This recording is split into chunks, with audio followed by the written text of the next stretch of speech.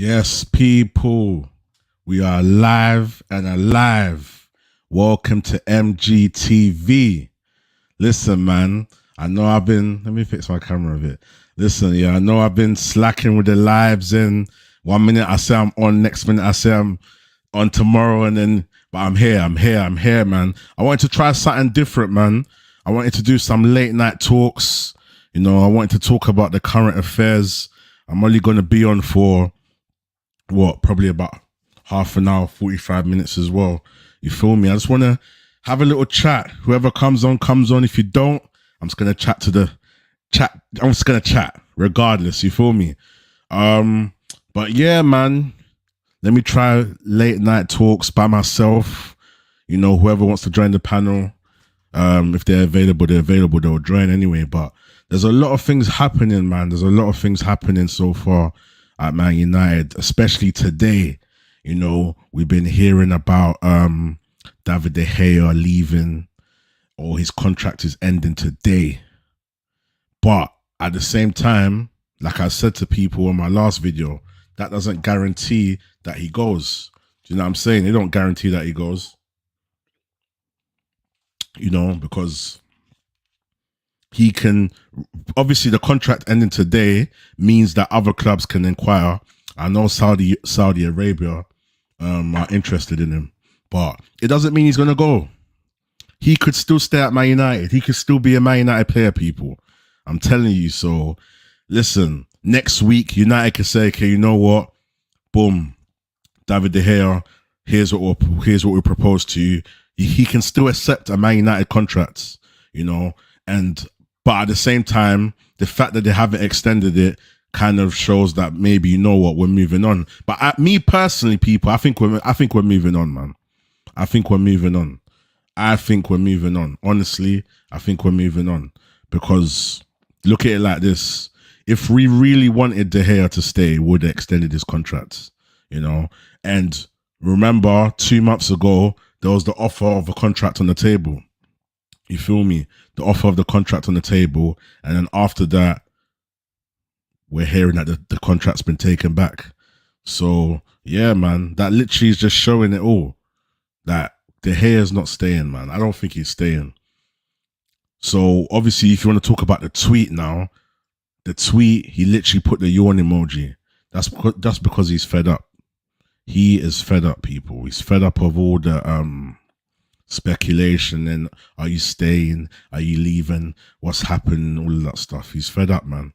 That's what I think personally. But what do you guys think, man? I'm going to just let this chat warm up a bit. Let's get some viewers in. You guys leave me some comments. Ask me some questions. Tell me what you think. Even if there's just a couple of you in here. Big up Steph, man. Big up Stephanie all the time, man. Listen, Steph, big supporter, man. I appreciate it. Big supporter, man. Always showing love, always leaving a comment. So big up you, Steph, man. I know right now there's not a lot of you in here, but Stephanie, what are you thinking, man? What do you think about this De Gea situation? Like I said, I personally feel like he's going, man. David De Gea is going. And then now we're linked with Onana as well. And people, I'm telling you, it's not Interest FC no more, It's not Interest FC no more. Onana is looking concrete. Onana's looking really concrete. Trust me, man. I feel like he's going to bring a big change to our squad, man. Big change. He's going to bring a big change. Like, think about it like this. We have to respect De Gea for everything that he's done for us. No doubt. I respect De Gea. I love everything he's done for the club, the 12 years he served. He's had a lot of good moments. The guy was player of the season, twice? As a goalkeeper. That showed that when our players were doing nonsense and not turning up, bro, David De Gea was there to save. And that's what I'm saying.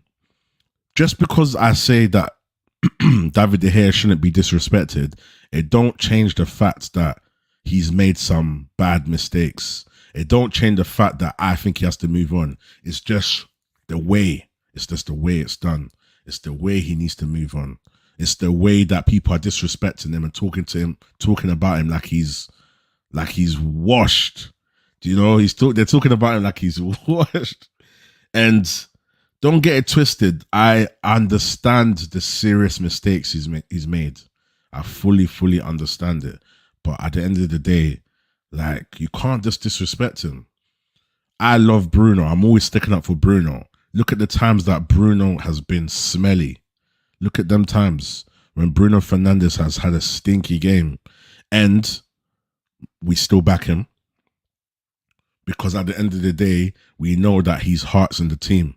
And we know that he's been doing a lot of good things. He's just not the polished article. And unfortunately, De Gea's time is just up. De Gea's won leagues with us. De Gea's done a lot of stuff with us. So at the same time, we can't just say, oh yeah, get out of our club just because we're upset of his mistakes. Yes, he's cost us certain big games. But so has the other players, bruv. So has the other players. The other players have cost us big games as well. The same way. So what? Why are we not getting to the other players? Yeah, Bruno. Bruno didn't turn up for us against City. He scored the penalty for us. But what? He's gone missing in loads of games where we've expected him to do more. But I still love Bruno the same way. And I wouldn't ever disrespect him. So listen, I just don't get the De Gea disrespect. I don't get it at all. I don't get it. It's not like, do you know what it is? It's not like De Gea's been chatting rubbish behind the scenes and he's saying a lot of nonsense and like he's being bitter and he's chatting crap, or, you know what, I don't want to leave, or, you know what, he's not saying nothing. He appreciates the fact that he's still got love in the team and he still turns up when he can. But at the same time, yes, he's made mistakes. I fully hear that. But so has loads of all our other players. Do you know what I mean? You want to talk about, but he's cost us the main thing, the main parts of those mistakes. So has the other players. There are certain times we're winning 1-0, and if it wasn't for De Gea, that game would have been a draw. So what then? Can't we now blame the strikers? Can't we now say, what about the strikers letting us down? Anthony missing chances, Rashford, Martial stinking at the place, Sancho stinking at the place, and then we're getting peppered on the other end, and who's there to save us? De Gea. You know? So what? You feel me? Stephanie's saying, if Onana comes, I'm happy. Big presence. But ideally tempted to keep De Gea as number 2 for one more season, in my opinion. Yeah, I'm with that. Stephanie, because think of it like this. We still need to have a transition period. And what I've realized a lot of people are doing, a lot of people are comparing Pep and I think Arteta did it with when he brought in Ramsdale and whatever. A lot of people are saying, if you're a proper manager, you're ruthless, you get rid of the goalkeeper. Not every manager has to do it the same. Yes, Pep can lay a blueprint, and yes, Pep is somebody that we should aim towards to. He's the benchmark. But it don't mean things have to be done the same. You know, things can be evolved, things can be done differently. I respect Pep. He's the best manager right now in this current era. He's the best. Pep is a GOAT. But it doesn't mean we have to do things exactly like him. And I can't take the way the club are disrespecting David De Gea, bro. I can't take it, man. It's mad. It's mad to me. But that's what happens when you're under the Glazers.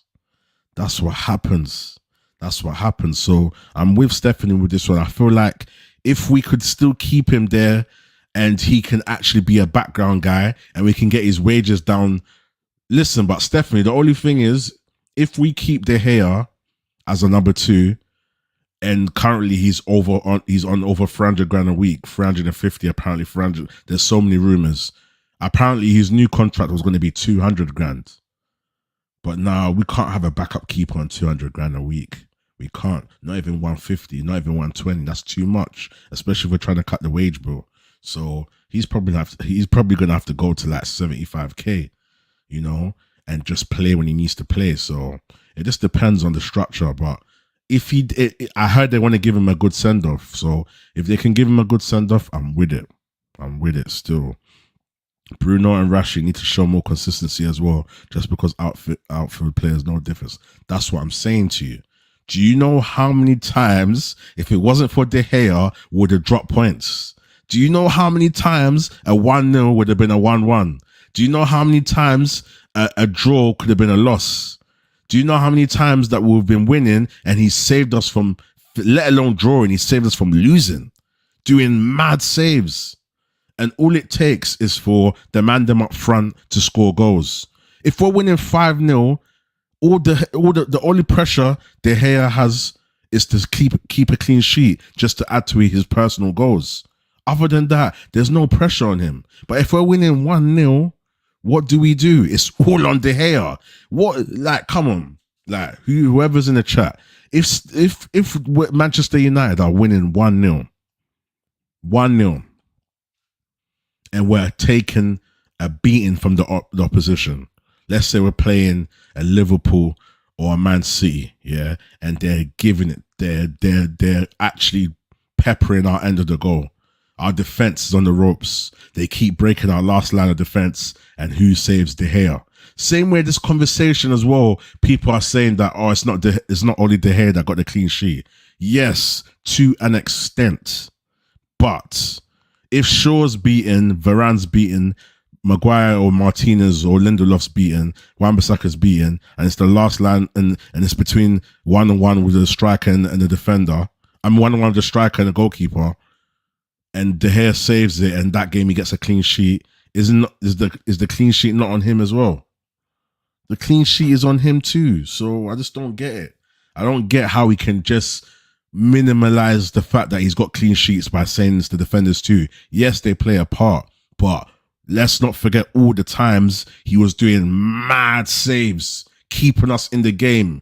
Not Shaw or Martinez or Varane or Lindelof doing headers and blocks or Wan-Bissaka doing slides. I'm talking about De Gea doing saves from a corner, a mad header from a corner, or a mad 1-on-1 shot that could have easily gone in. That's De Gea's work for the clean sheet. So you feel me?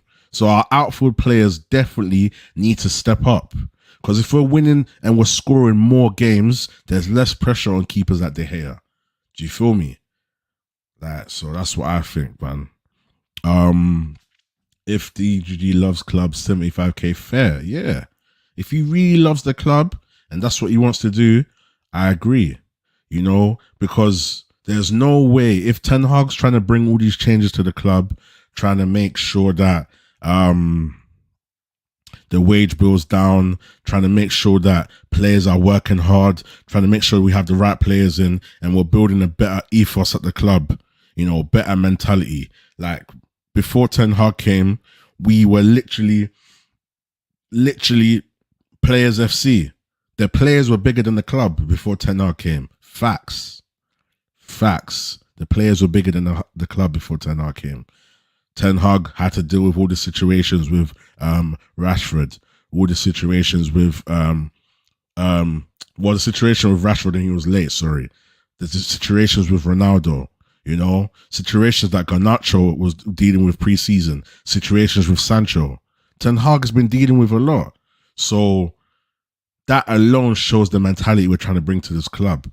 And the wage bill needs to go down. We've got people on Phil Jones. I swear Phil Jones is on like 125k a week. And them man, they are doing nothing. Nothing. This club has been run to the ground.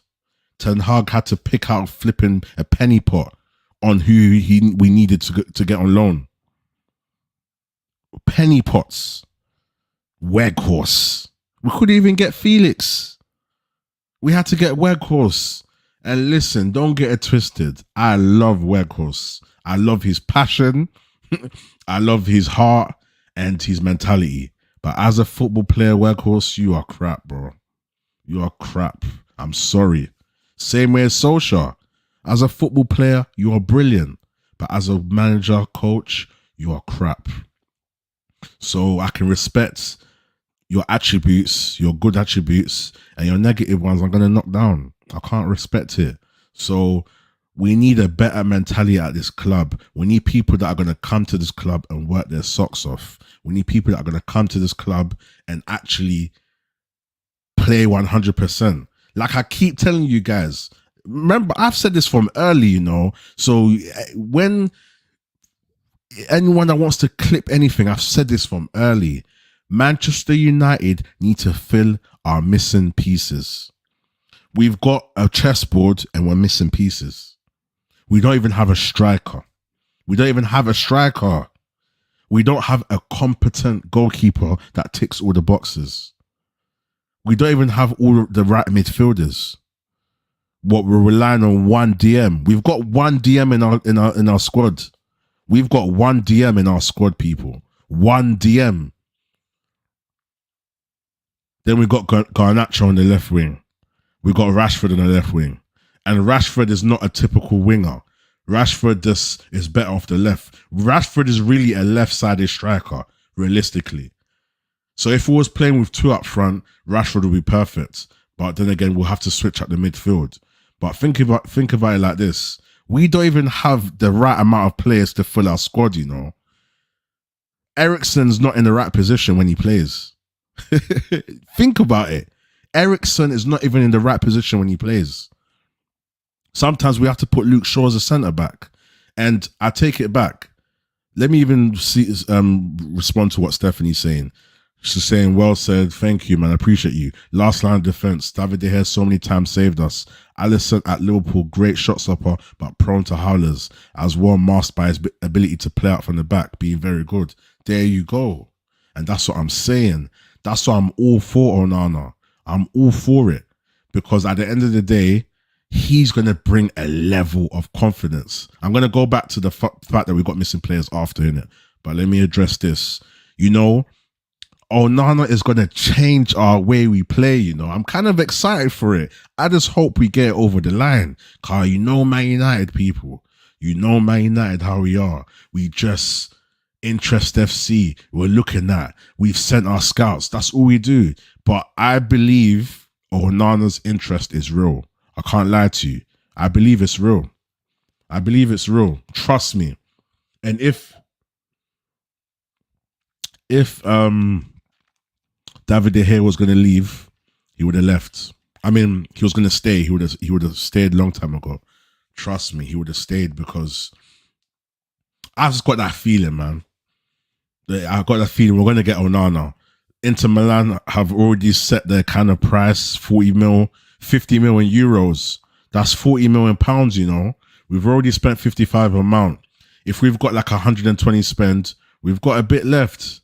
We've got about 55, we've got about 65 left, you know.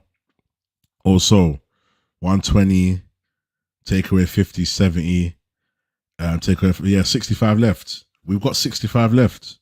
So if we can spend 40 on that, 40 of that on a goalkeeper, like Onana, and he will transform our defense. Trust me, David De Gea has saved us many times. David De Gea has saved us many times. And we forget that. All we focus on is the fact that he made howlers against West Ham, howlers against Sevilla. I understand that. But look at the times he saved us and our front line's been stinky. Stinky. Can't even get no shots on target. Not even creating no chances. You feel me? Caicedo, Paulina, Lavia, Barella would all be perfect to complement Casemiro or become potential alternative if injured or suspended. 100%, Stephanie. And you know I like Stephanie. She knows the ball. She knows her ball. You feel me? We might not always fully agree 100%, but she knows the ball. You feel me? I will take any of these players. Listen, imagine Caicedo and Casemiro. And then you just got Bruno as a 10 at the front. I would love that. I would love that.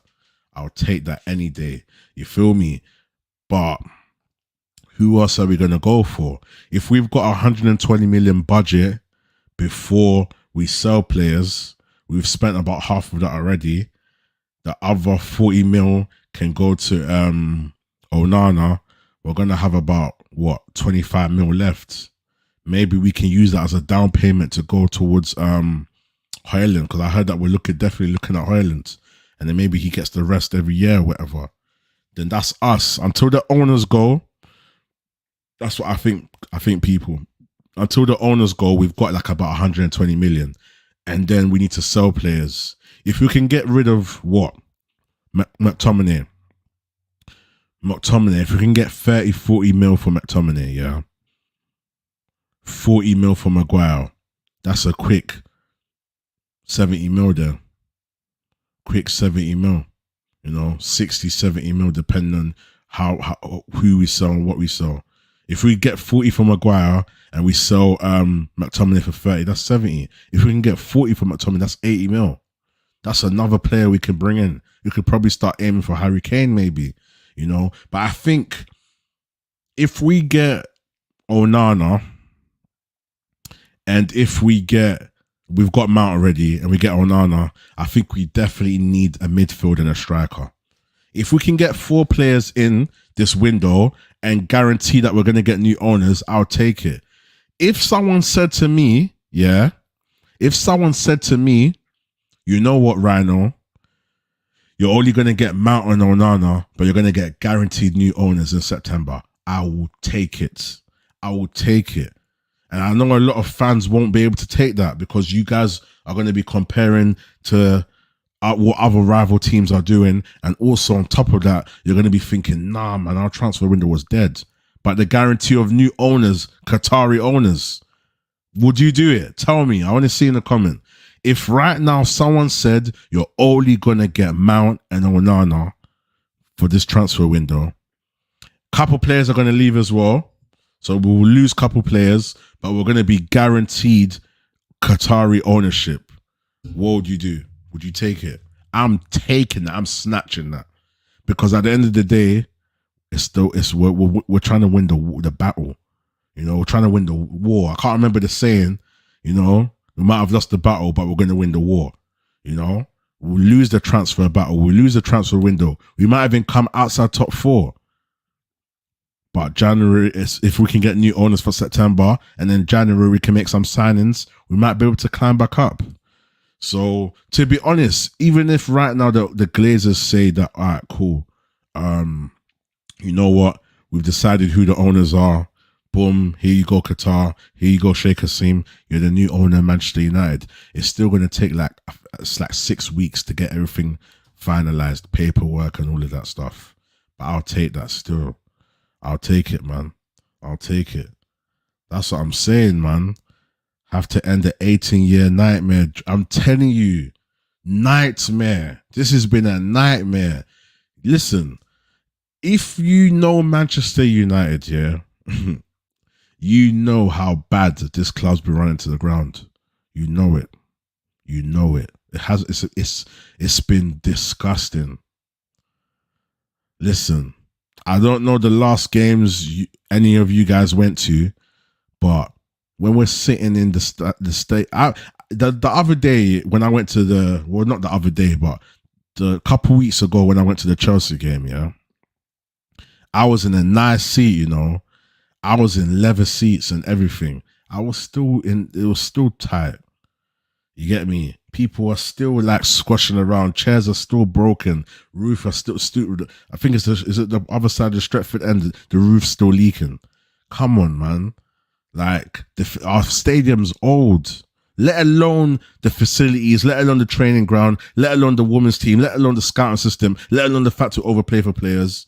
Bruv, 18 years of hell. Ivan, Tony, Stephanie. If someone was to give us Ivan Toney in January, it is long. Ivan Toney up front with Højlund as a backup. And then Mount, obviously, because we've got Mount. And then a Caicedo or De Jong or a Barella.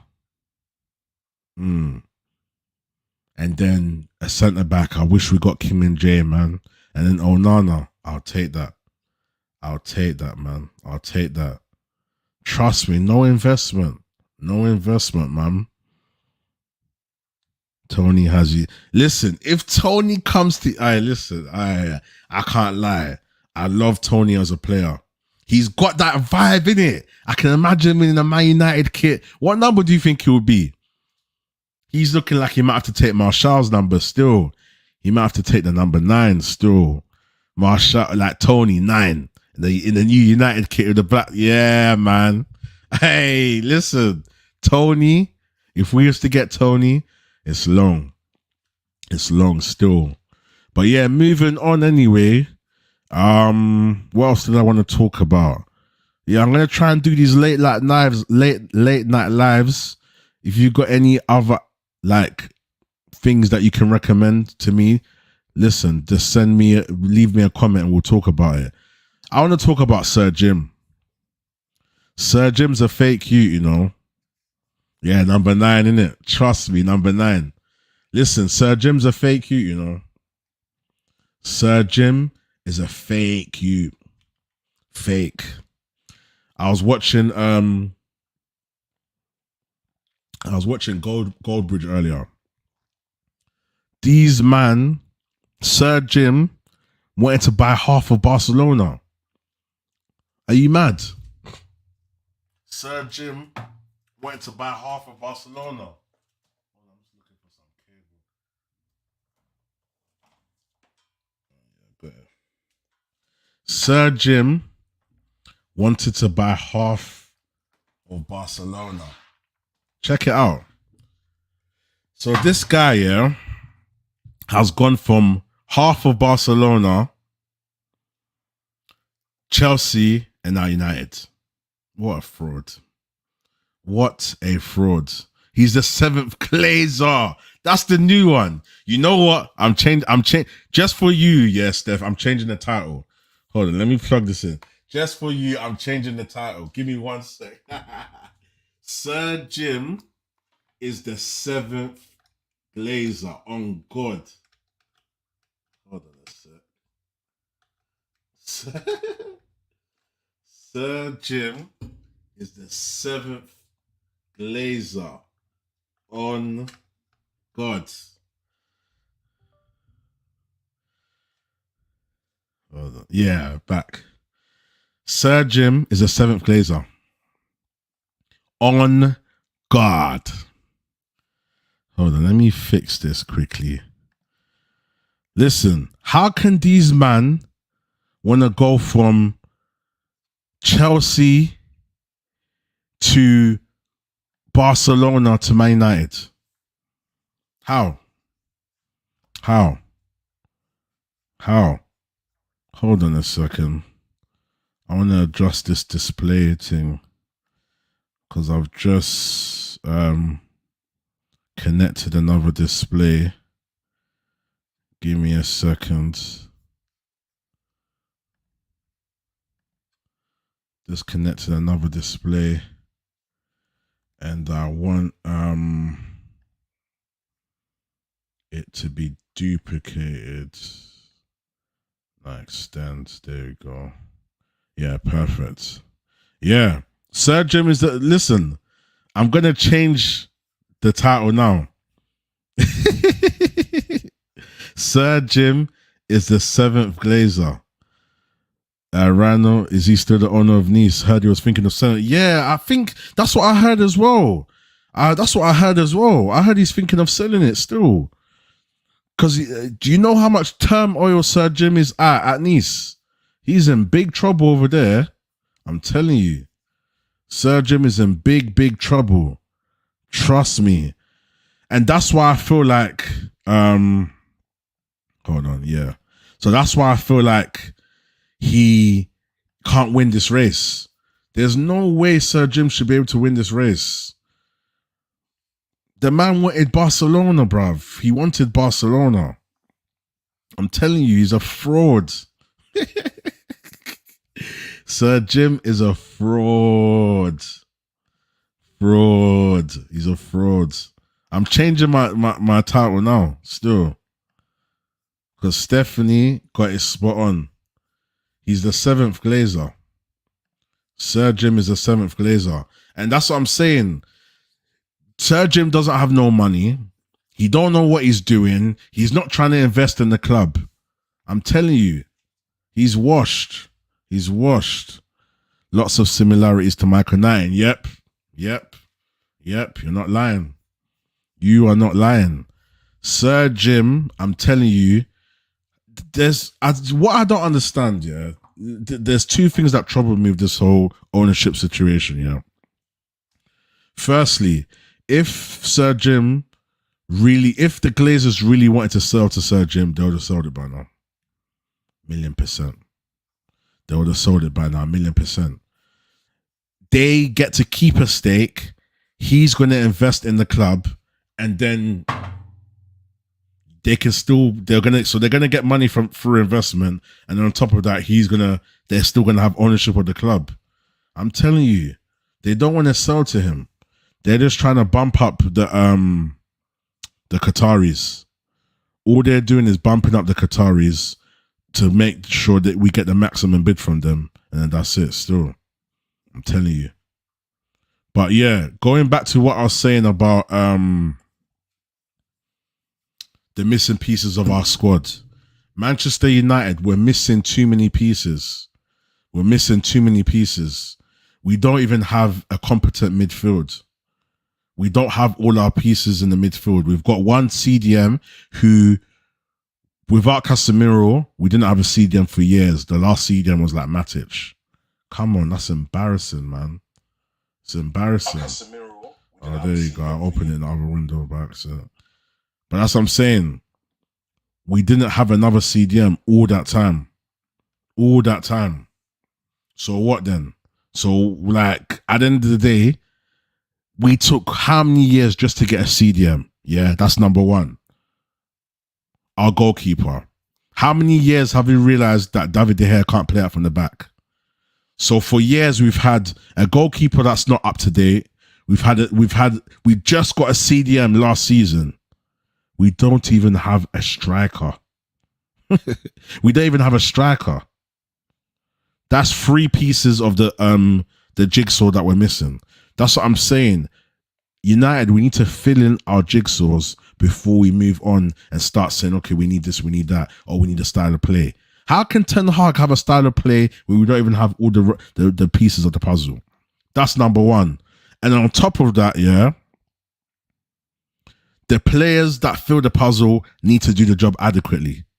So let's say, for example, Rashford. Rashford has been a decent winger on the left. On the right side, obviously we used to have Greenwood on the right side. And then after Greenwood left, we had no right winger, people. We had no right winger. We were struggling. Now we brought in Anthony. Anthony is a good addition to our right wing. Let's see what Stephanie says. At least 4 years of DVD. Yeah, 100%. 100%. So cool. We had no right winger. Now we've got Anthony in. Anthony needs competition. So who have we got now? Pellistri. We've got Ahmad coming back. So we can kind of say maybe the right side is all right. Anthony still needs time.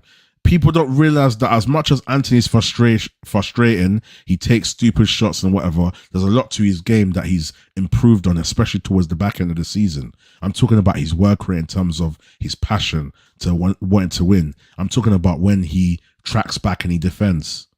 Because when we put Sancho on the right, we're not getting the defense on the right side. Our right side is naked. It's done. Cool.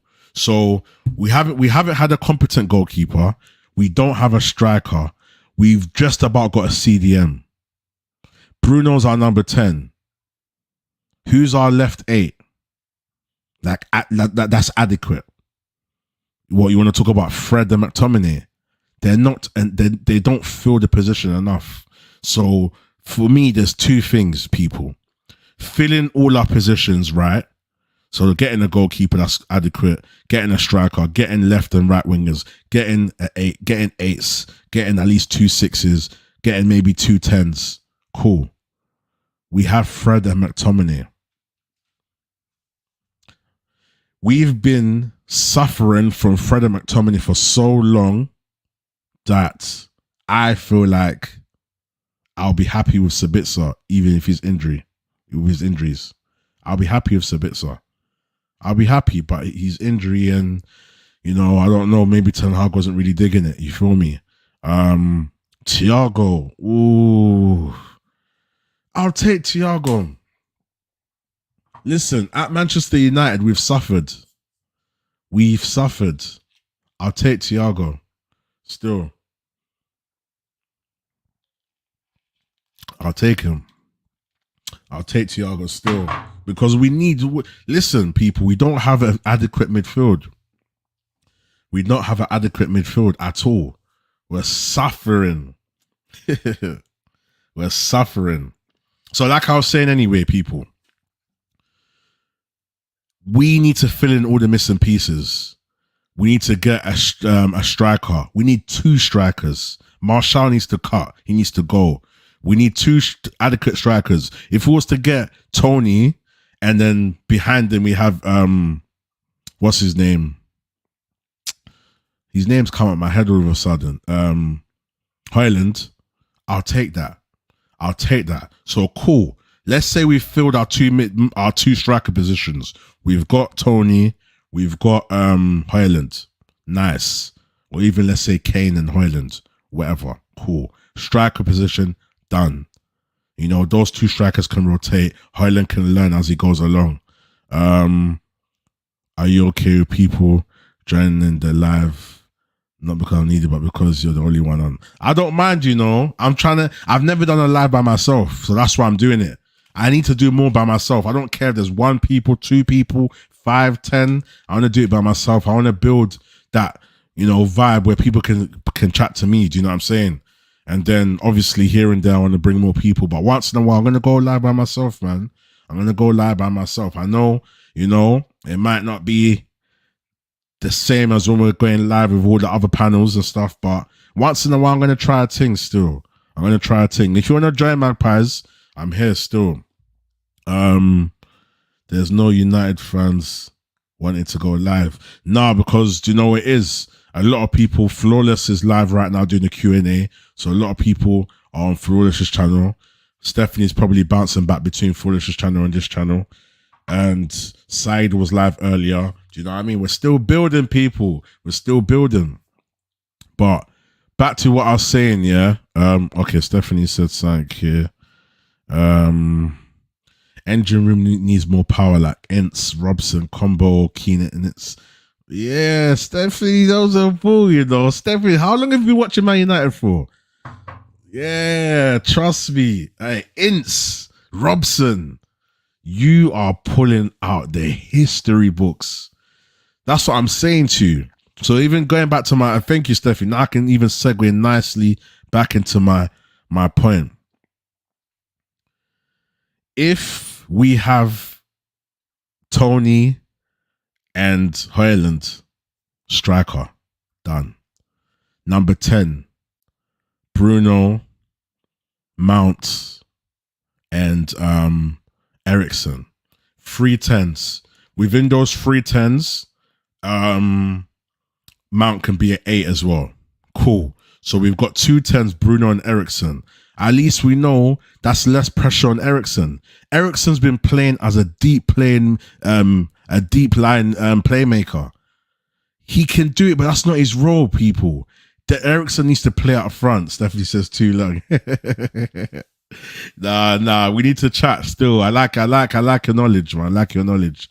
But that's what I'm saying. Number 10, we've got Eriksen and Bruno. They can stick to their positions. How many games have you guys seen Bruno on the left, Bruno as a 10, Bruno as an 8, Bruno's even played as a 6, Bruno on the right? How many times Bruno's even played as a false 9? That's how confused we are. Do you know? But look at what the weight on his shoulders that Bruno's had to take as a player. That's why I respect him. Everyone wants to watch his flaws and stuff, but bro, forget all of that, man. Forget all of that. Bruno does his thing, and all he has to do is work on a little nigglets here and there, and he'll be a great football player. I don't even doubt it. Right now, when he's playing for Portugal, I think he's fabulous at Portugal. He's playing with the likes of There you go. My mind's even just everything that I was going to say. Just shut out my mind. But you know, we've got the Ronaldos, we've got the Leaos, we've got the João Felixes, we've got the even Dallo and all the other defenders and all that. I don't know the squad, but they're quality. That most of them are quality.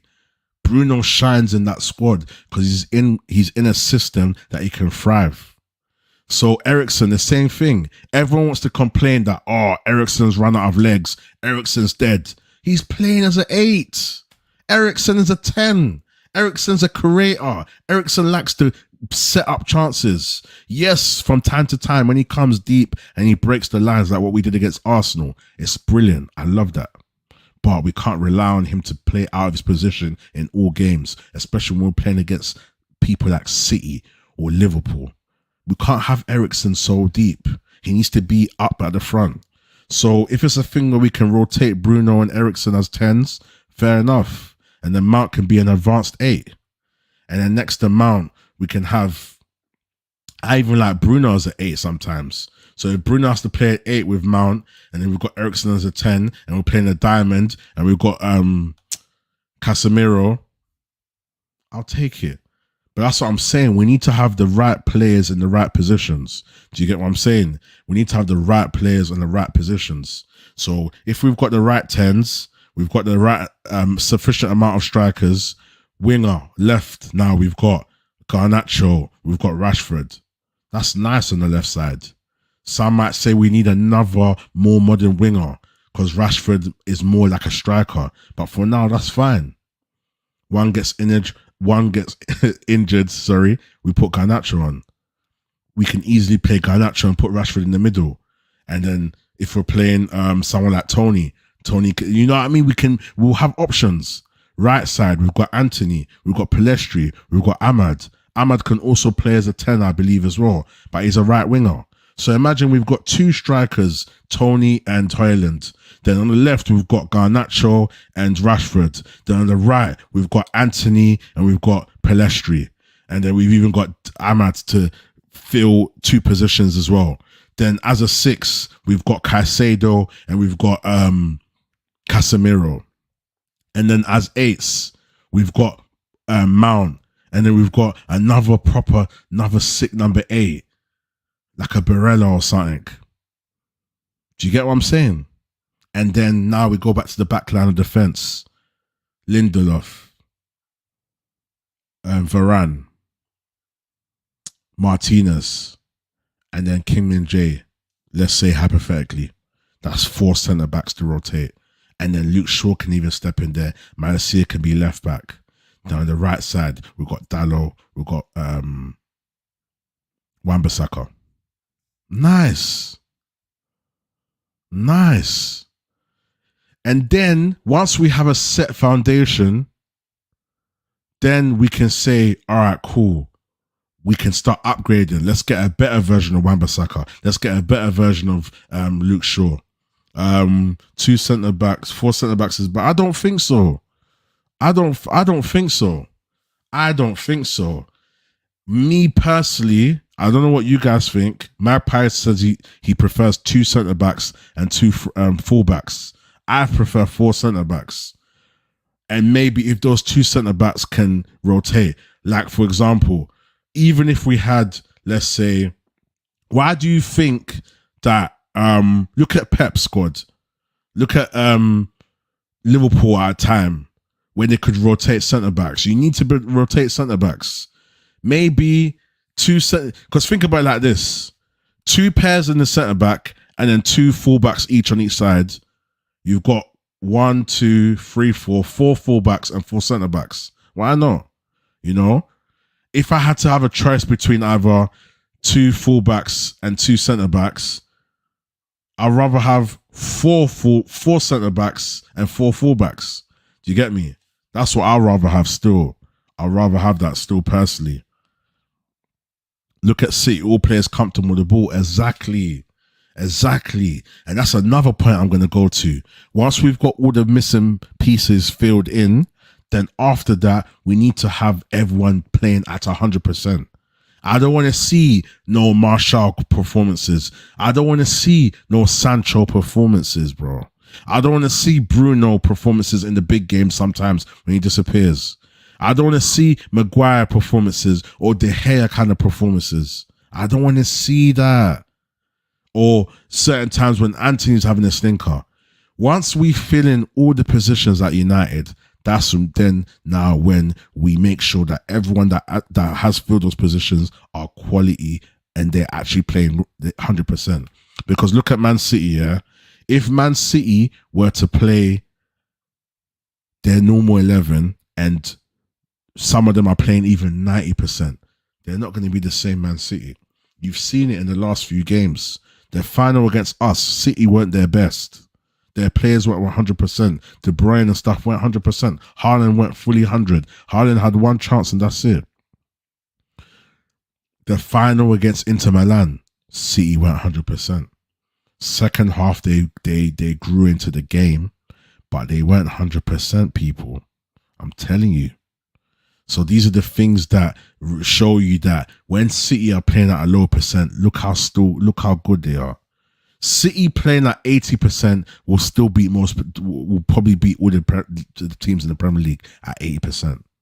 City will beat all our teams in the Premier League, including Man United, if all their players were playing at 80.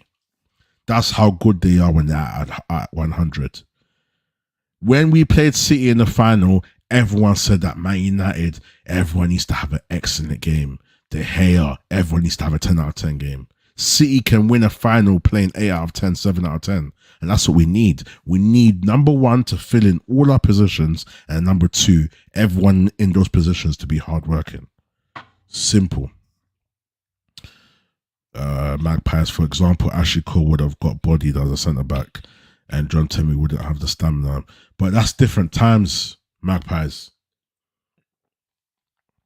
It's different times, Magpies. Right now, it's about squad depth.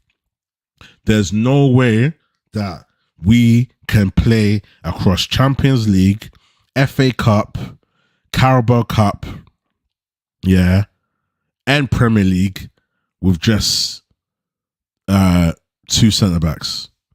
Two centre-backs across Champions League, FA Cup, Premier League, and Carabao Cup. Two centre-backs. So what we have, Varane, let's say in Man United's case, Varane and Martinez. What do we do when Martinez is injured? Are we going to now try and squeeze our fullbacks into centre-back like what we did with Luke Shaw? We're just lucky that Luke Shaw is a good enough centre-back. Otherwise, it's not going to work. Do you get what I'm saying?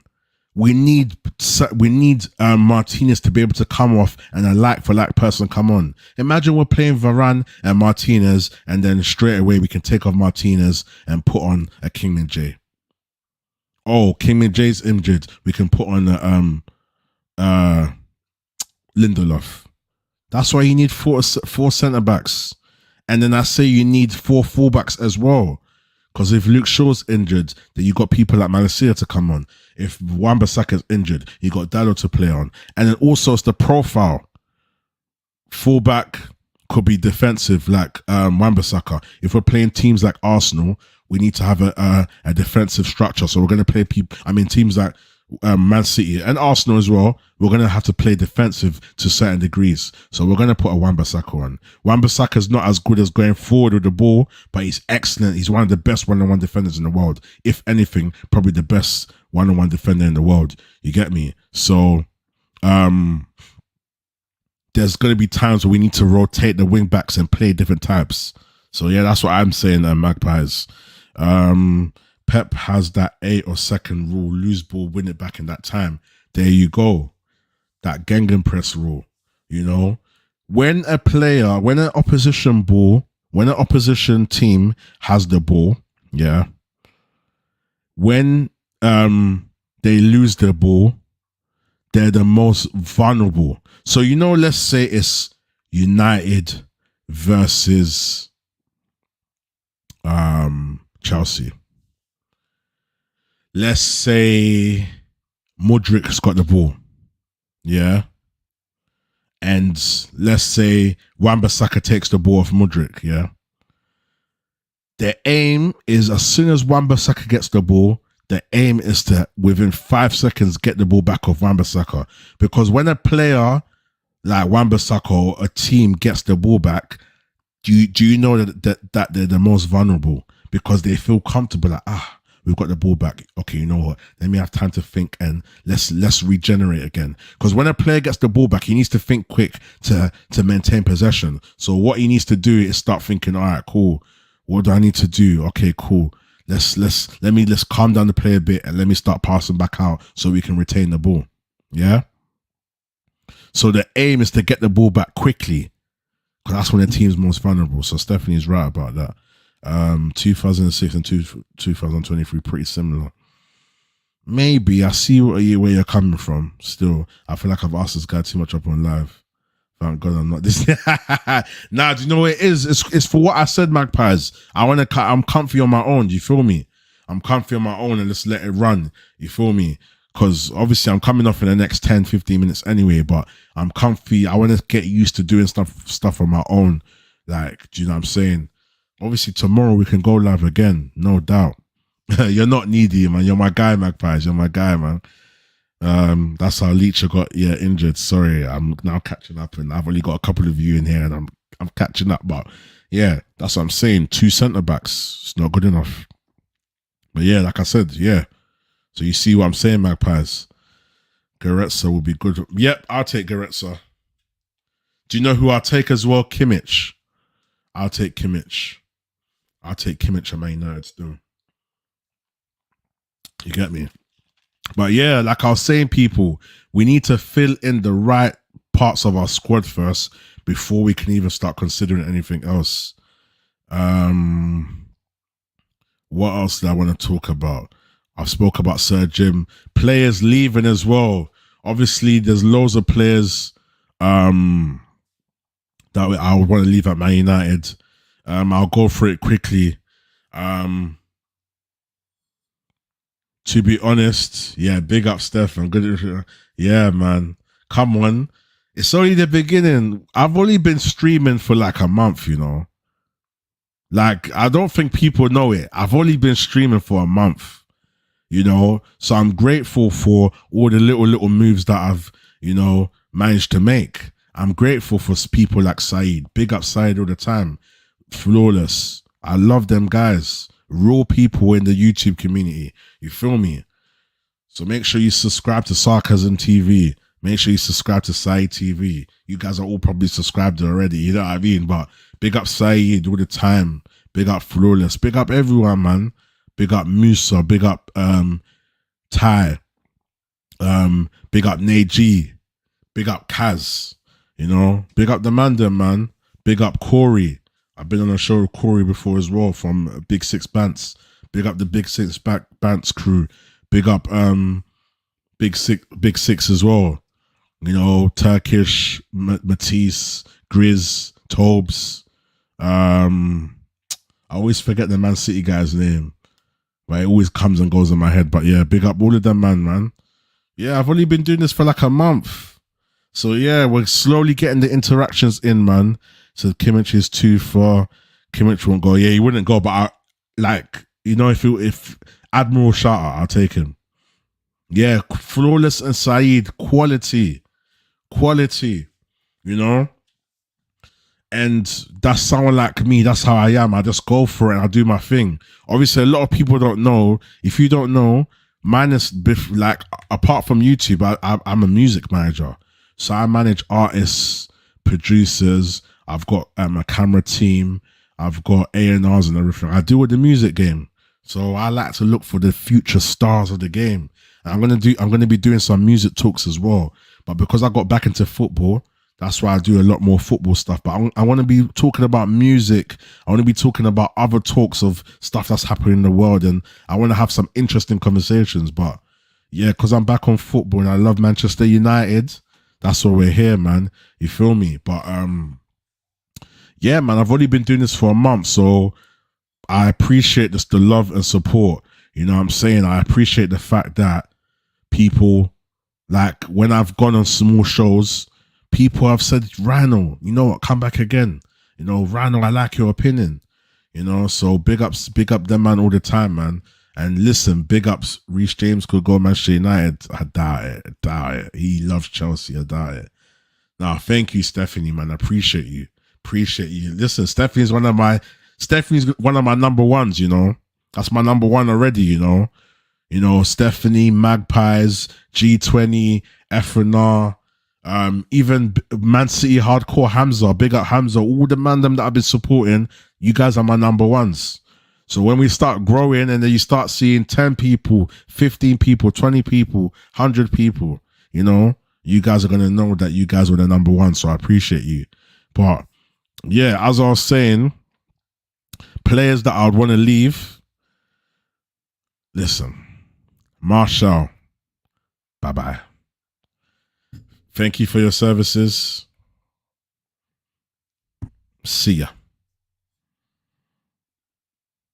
Sancho, I'll keep Sancho. Personally, I'll keep Sancho.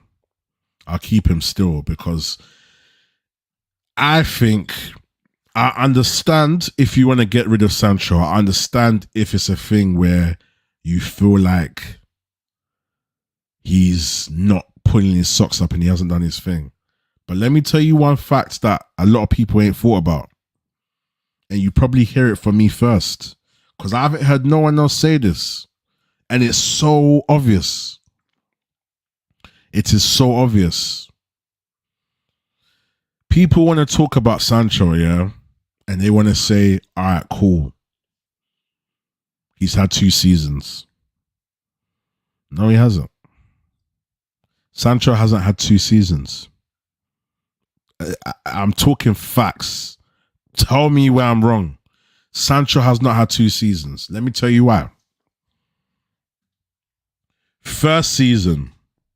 Yeah. First season. Ole Gunnar social football.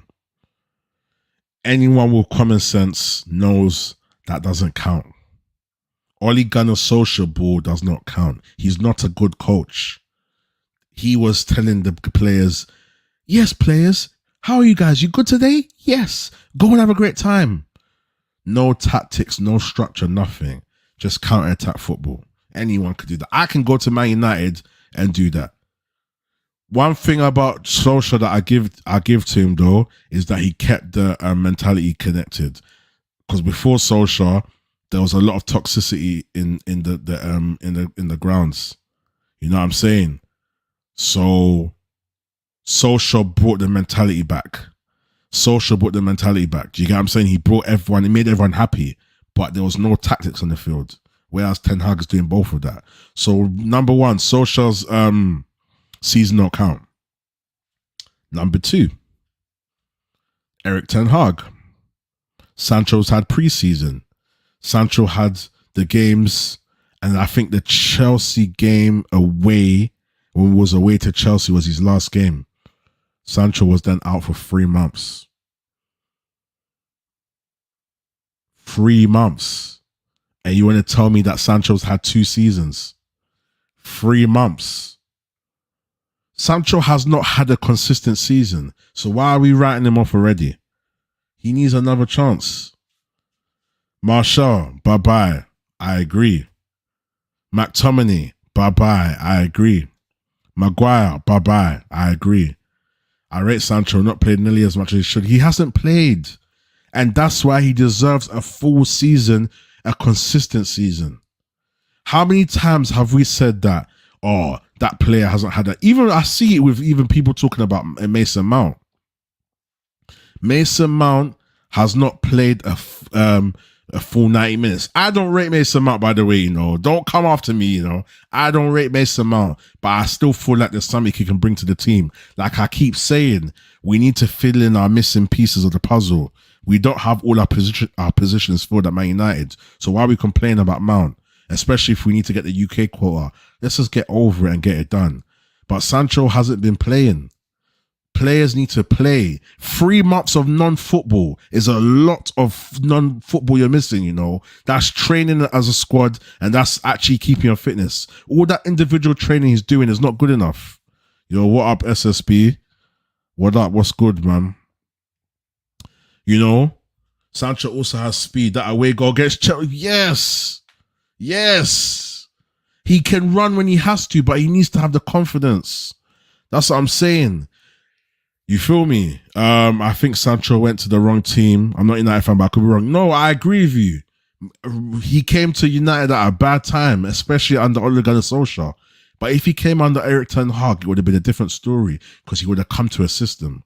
A lot of these players come to Man United and they come to a system that's not there. So they mess up. Yes, Van Gaal had a system, Mourinho had a system. Cool. But I think those managers were good managers, wrong timing. Sancho came to Manchester United at the wrong time. So that did mess up his career. If he went to City, he would be thriving right now. But then look how long it took Grealish to fill up his position. Look how long it took Grealish to warm into it. Everyone was saying Grealish is a flop. Look at Grealish now. Look at Grealish now. Everyone was saying Grealish is a flop. And you guys as well, like the video. I see a couple of you in here. Please like the video. And thank you for the interactions. I appreciate you guys as well. Like the video, please. And if you've got other people that want to share their opinion or ask me any questions, come through. I don't mind. You don't have to be a United fan. Obviously, we're going to be talking about United, but, you know, keep it flowing. Keep it flowing, people. But like I was saying, Sancho needs a consistent season. Sancho needs time to come under a good manager, under a system that he can understand. You know? How do you guys feel about Mount? It feels like Ten Hag might go for more counter-attacking. You know what, yeah? SSB, yeah? I feel like, I don't think he's going counter-attacking. I think that he's focused on more off-the-ball movements. So he's bringing someone like Mount in to do a lot of the legwork, to do a lot of the running, where players are... Because, like I said earlier, number one, we haven't filled all our positions in as a squad. And number two, some of the positions that are filled are not filled properly. You've got players like Fred and McTominay. Fred, I rate better than McTominay, by the way. But you've got Eriksen playing as an 8. It's not right. It doesn't make sense. So if we're going to get people like Mount and get the right amount of midfielders that are going to fill the right positions and players are going to work hard, I'll take it.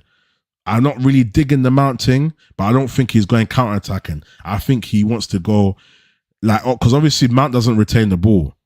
But at the same time, I think it's about the press and the amount of pressure that he wants to apply off the ball, especially. Because you're not getting, like I just said, you're not getting ball retention in midfield because of Casemiro. That's it. Casemiro don't retain the ball. Bruno don't retain the ball. Mount doesn't. But if we get another one or two midfielders with Mount that can do, and they can all play the position, it might work out still. Stephanie says here, not convinced either about Mount, but he might push Bruno to be less wasteful. Ten Hag has also improved AWB, best right back in the Premier League at the moment. I'm not going to lie. I agree still. Look at this, yeah, people, yeah. Think about it like this. Rashford was finished last season. Shaw finished last season. Lindelof finished last season. Aaron Wan-Bissaka finished last season. Fred is still finished, but he was more finished last season. Garnacho, you know, look at what he's done to these players. Bruno's even become a better player. Ten Hag's done a lot to these players. So imagine he gets players that he wants. You know, it might be a different thing. Different ball game still. Steph says, need Fred for his left foot and relationship with Casemiro. That's what I was saying. If I had to pick out of Fred and McTominay, I'm picking Fred all day long. I see some people picking McTominay. I'm sitting to myself, scratching my head thinking, McTominay, why McTominay? Like, I don't get it. What does McTominay bring to our squad? Man United fans in the chat and rival fans in the chat, what does McTominay bring to our squad? Tell me, explain to me. Explain to me why someone would pick McTominay over Fred. Did you see that pass that Fred did against Fulham? McTominay is not doing that. I can't lie. Once in a while, McTominay's got a cracking shot. You know, McTominay's got a cracking shot. But other than that, McTominay is not really, and he's good with his pressures off the ball. Hold on. Do you know what I'm saying? McTominay, he's got a cracking shot. He can lace the ball. He's got a sick shot. But other than that, nah. Fred can take a free kick. I know you haven't seen it a lot. Fred can take a free kick. Fred can surprise us with a goal. Do you know what I like what Fred does? You know when we're in the final third and when the ball comes to him, his first touch presses the ball forward, that beats his man. When he beats his man the first touch and then he scores on the second touch, Fred's done that a couple of times and that's not a fluke. That's in his game. Off the ball, when he locked down De Bruyne, McTominay is not doing that. So having Fred as a backup, I'll take it still. So I agree with Steph on that one. What if Mount isn't used in midfield? I can see Ten Hag playing Mount in some positions. Yeah, listen, SSB, I'm all for that. I take that because for me, it's about proving us wrong and showing us why you're the gaffer. I know. Listen, people keep questioning Ten Hag's talent ID. Listen, by the way, like the video, people. Like the video, man. Like the video, people, man. Let me see how many likes I've got so far. I hope I see some likes in there, people. Like the video, man. Come on, man. Let me see. Yeah, I like it. Appreciate you guys. But yeah, going back to your point, if Ten Hag plays him in a different position and it works out, I'll take it. I'll be happy with that because at the end of the day, he's showing us why he's the boss. He's all our washed players last season at Man United. He's improved them. Wan-Bissaka was not this good last season. Wan-Bissaka was nowhere near this good last season. Look what he's done with him. Look at people like Shaw. He's made Shaw a centre back. All these years, Luke Shaw has been at a squad. We never knew he could be a centre back. Ten Hag found that. So people want to celebrate, oh, look at John Stones. Ten Hag made Luke Shaw into a centre-back. Take that in. Ten Hag created Rashford's best season ever in his career. This season gone, Rashford scored the most goals he's scored ever in his whole career, ever since he's been at Manchester United. Ten Hag did that. Take it in. Take it in, people. Ten Hag got Man United a trophy after 5 years. Ten Hag's had the best debut season ever as a Man United manager since Ferguson. I think even, probably of all time, apparently. I'm not sure, don't quote me on it. But he's broken some sort of debut manager record. So as much as we can moan that Ten Hag's had his flaws, he's done excellent things. I don't want to hear this crap about, oh, we spent all this money. So did Chelsea. Did they play good? No. Spending money is just part of it. You need to actually have some sort of grit to you. Look how he dealt with the Ronaldo situation. Look how he's telling Rashford, you're late, you're not playing till second half. That's balls. Pause. Pause. You feel me? So at the end of the day, you have to look at it like that. Ten Hag has brought a lot of quality in terms of the way this club is been looked after on the football pitch. So imagine if we get Qatari owners. It is long. See you later, people. You know, long. Hold on here. This other I'm trying to think. My chat's not loading up.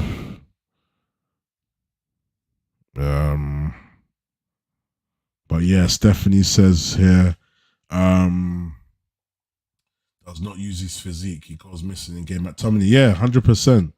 100%. 100%. I don't know why my chat's not loading up on this thing. Give me a second. Just stay there, people. I'm gonna refresh this quickly. Give me a second. Somehow my chat's not loading up. Let me see. It's not loading up, but yeah, I can see the chat here anyway. McTominay does not use his physique and he goes missing in games. Yeah, 100%. McTominay goes missing in games. So does Fred, but I feel like Fred does more off the ball than he does than McTominay does. If we had to pick both of them to do stuff off the ball, Fred's doing way more on the ball and off the ball. Mount might be molded into a poorer version of Frankie de Jong and Ten Hag. You know what, Stephanie? Yeah, someone said that. I don't know why my chats are not coming up on the my thing. My thing is moving crazy. Let me try something. Nah, it's not even you guys have filled it up too many comments. It's just not refreshing. It's not refreshing. Let me refresh my page. You lot, don't go anywhere. Don't go anywhere.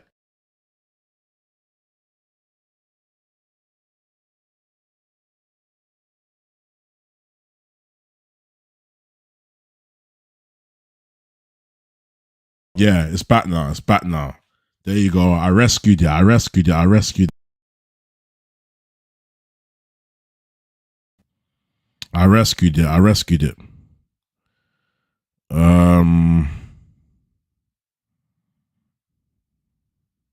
So the next comment was Mount might be molded into a poor version of Frankie de Jong.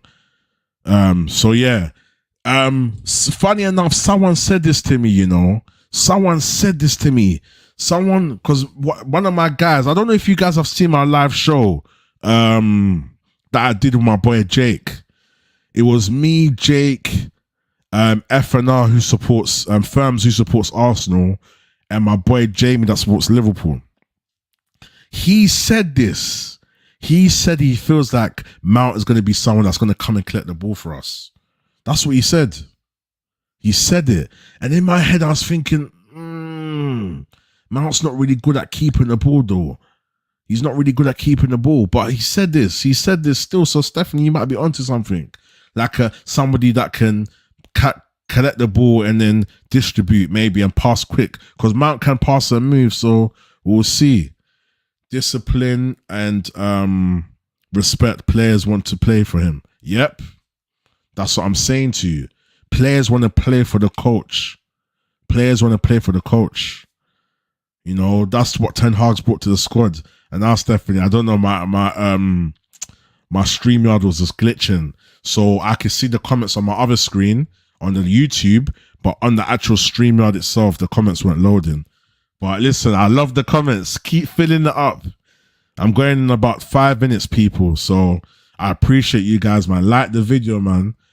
We got 6 likes so far. Listen, I'm happy. I remember when it was like 1. So I'm happy still. I'm happy, man.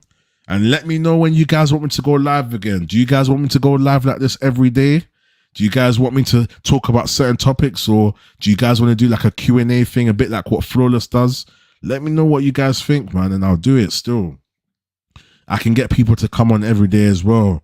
Do you guys want to see me go back and forth with people from other clubs? Do you want to see more of a Man United thing? Do you want to see a bit of both? Because I've got days when I do Let's Talk United, where it's just me and my United fellow fans. And I've got days when I talk with the rivals as well. So, yeah, let me know. But, yeah, man, I just feel like with Man United squad, Ten Hag has come to our squad and he's done a lot. Ten Hag has done a lot. You feel me? So, at the end of the day, I can't complain. I can't complain and sit here and now say, oh, Ten Hag doesn't have a good talent ID. No way. In what land are you talking about? Do you know what he's come and done to our squad? Do you know what he's come and done under the fact that it's his first Premier League season? It's his first season. He's come from Eredivisie. He's never had a big club like Manchester United before, and he's handled certain problems well. He hasn't been the most perfect manager.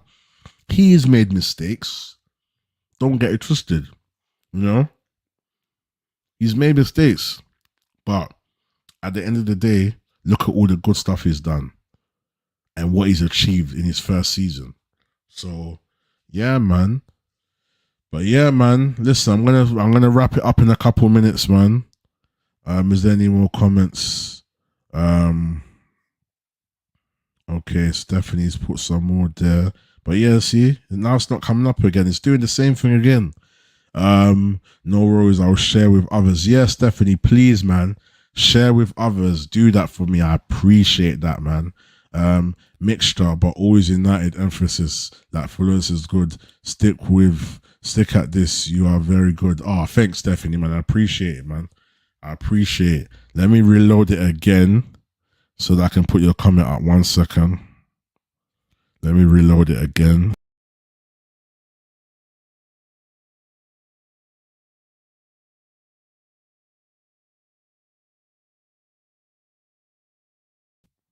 There you go. So yeah, Stephanie said she'll share that. A mixture, but always united. Yeah, all right, cool. I'll do that, man. I'll do that still. I'll do that. I'll do that. I appreciate you, man. I appreciate you, man. Thank you, man. What about times? What do you think about the times, people? What do you think? Like, because I'm stuck with the timing right now. Because I know Flawless does a lot of late night stuff, yeah? And I'm trying not to clash with the man them. So I'm trying to find a perfect time. What time do you think is perfect, people? Let me know in the comments. Because I feel like a part of me wants to try afternoon slots, like 4 p.m. A part of me wants to do the late night slots as well, but I know Flawless does a lot of late night slots, but maybe I can do like the 1, 2 a.m. chats and start building a base around that. I think my best chat was the 9 p.m. one I did. A lot of you guys came into the 9 p.m. still. And my chat's not updating again, Stephanie, but 11 p.m., 3 p.m. All right, cool. All right, cool. What I'm going to do is I'm going to give different times, different tries. And how do you guys feel? Did you guys enjoy me by myself? Do you think I should always try and at least have one person on? Or do you guys feel like I should just do maybe some by myself, some with loads of people, some with one person? Because I want to have a structure. I want to have once in a while where you guys can chat with me. Then I want to have a regular show at least once a week with me and my boy Jake, me and my boy Firms from Arsenal, Jake from United, obviously, my boy Hamza from City, and my boy Jamie from Liverpool. I want to do one-on-one shows with those two where we're talking as rivals, and then I want to do group shows as well still. So if you can, check out the old shows that I've done and have a look, man. We've got some lit content out there still. Some lit content. But yeah, lastly, just confirm with me what kind of structure you want.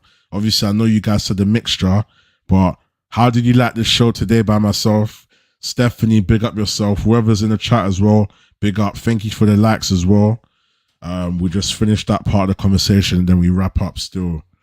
Yeah, man, people. Like I said, I've only been doing this for like a month. Probably 2 months. No more than 2 months. You feel me? So, yeah, man, I appreciate you guys. I don't know why my StreamYard is bugging. I'm using quite decent equipment, so it might just be the internet still. But yeah, all right. I'm gonna wrap it up now, man. Thank you guys for watching. If there's still any of you in the comments, let me know in terms of what kind of people you want to see on the channel. I'm due to start even bringing people like Flawless and stuff on the channel soon once the channel starts building a lot. You feel me? But yeah, 9 p.m. I'm going to do 9 p.m. I'm going to do 9 p.m., man. No, I appreciate you, man. I appreciate you, man. I wish my comments were reloading, but for some reason, let me see something. Let me try something, actually. Let me see.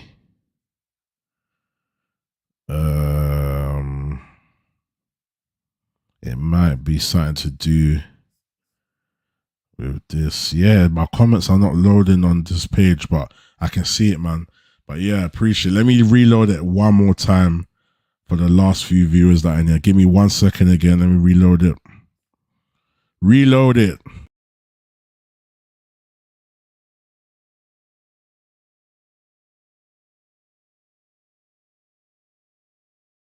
Yeah, I don't know why it keeps doing that, but yeah, like Stephanie said here, 11 p.m., 3 p.m.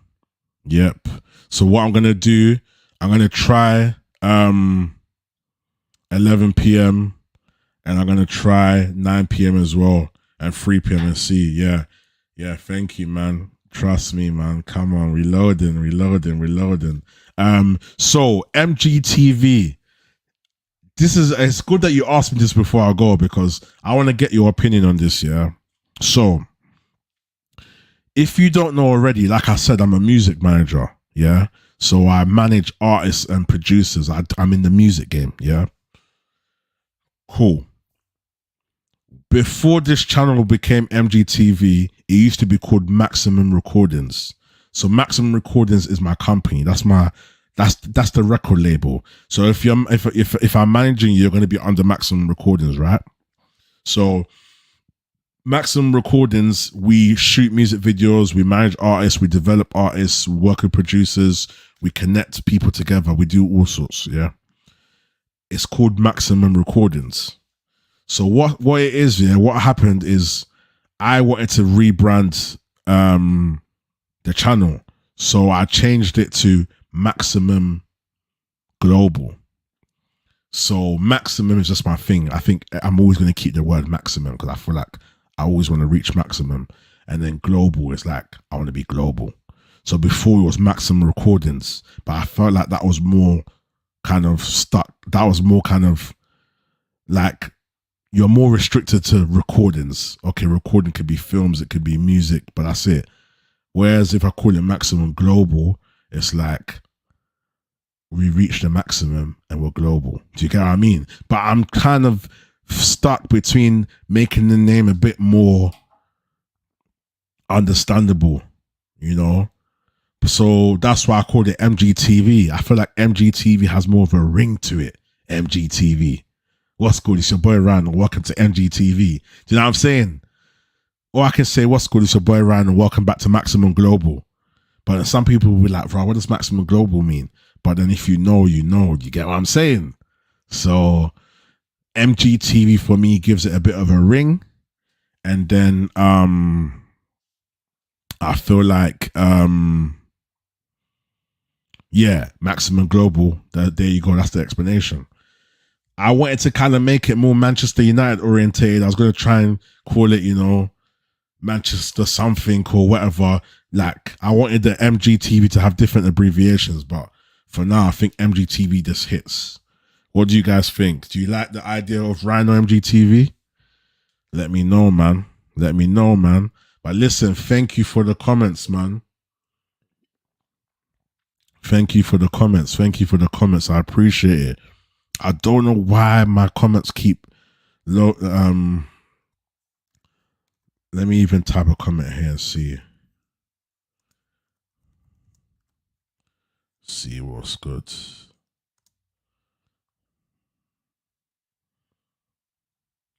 Yeah, see, so that comment comes, but then I can't see the new comments. So what does MGTV stand for in MGTV?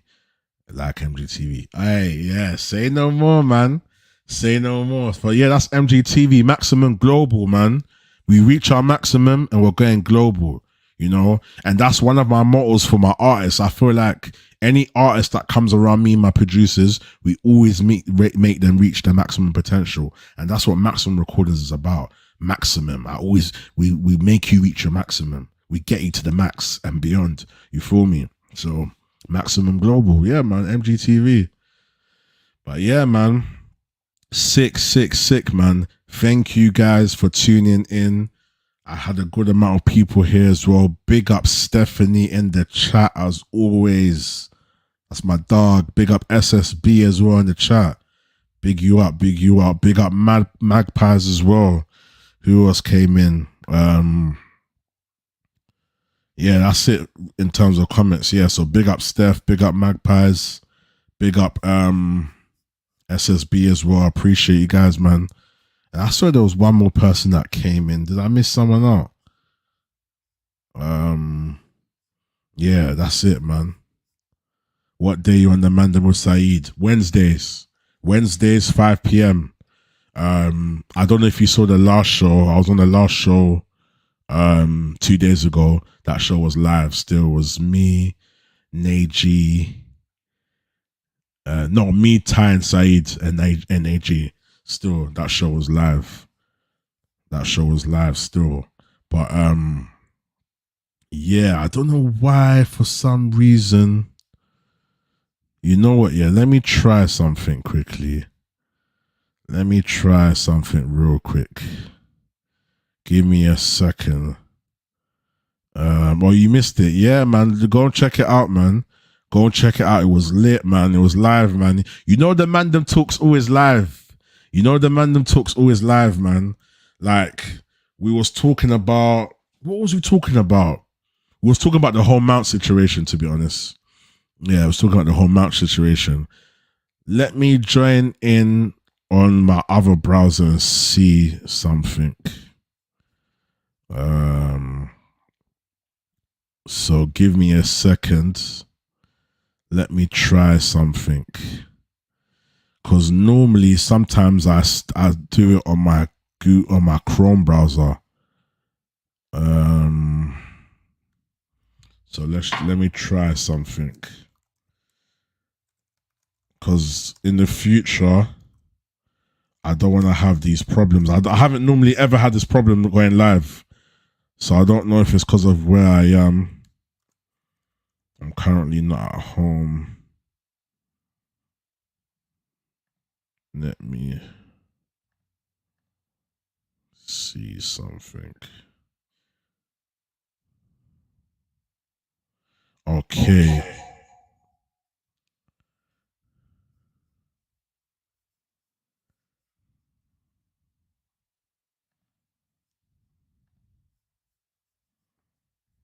Yeah. So I just wanted to try and see if I can work it on the other browser. Give me a second. But yeah, man. How long have you been watching? What other channels do you guys watch? And what else do you guys recommend me to talk about as well before I go? Yeah, what do you guys recommend me to talk about? Is there anything else you want to know?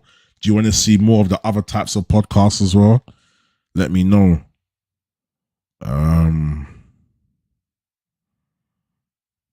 All right. Okay.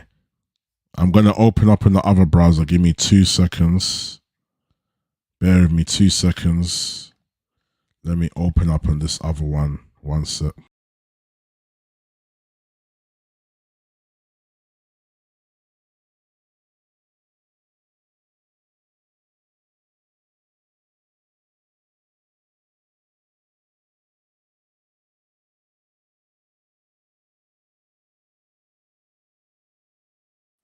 There you go. So look, there's my green screen. Got my green screen in the background. Can you hear me good? Yeah.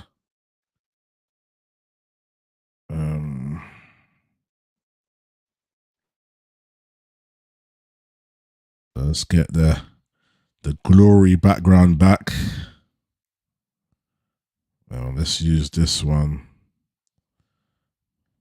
There you go. So yeah, how's it moving now? How's it moving now? Let me know if it's moving smooth still. Yeah, all the comments are here.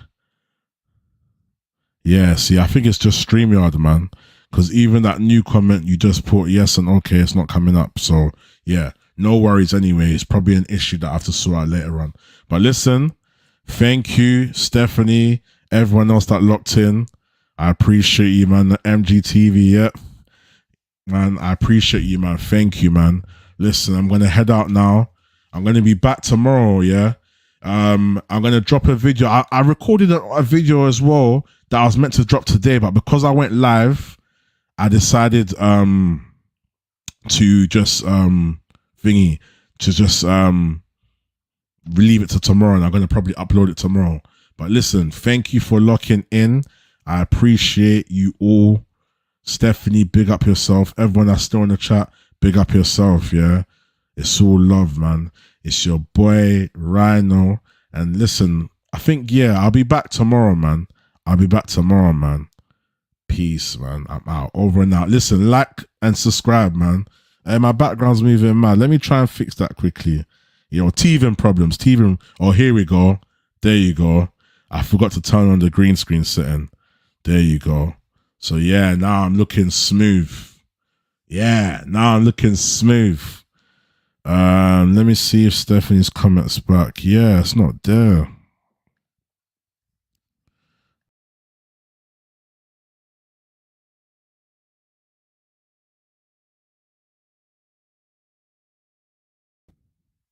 Yeah, it's not there. I had to reload it still.